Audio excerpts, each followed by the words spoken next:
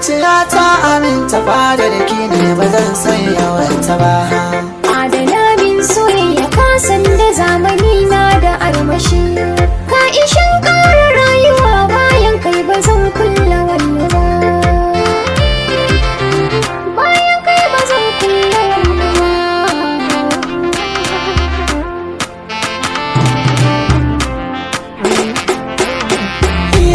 Kin ga shi so misali kake gare shi ba sa gidayewa, akasi na sakwai yawa tsakiyar sarai ne da mutuwa.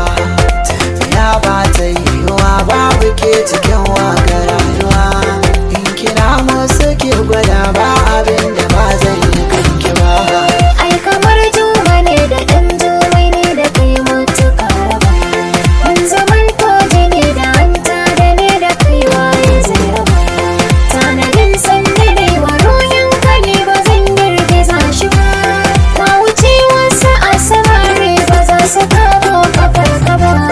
Na ji daɗin irin kalaman kina tsakanin nasuwa, wanda zai bani shawarar kinki ne da shi ba majituwa.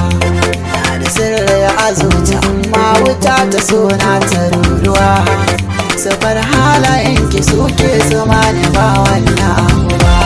Wanda zai ce na barka yayi wa kansa domin yana ruwa, ba ni dama mu dama don zamanin mu baya gidan gaba. Gaskiyar lamari ake nasa a gangara in akai hawa, yaudarar so da ƙauna ban san amin idan ban iya ta ba.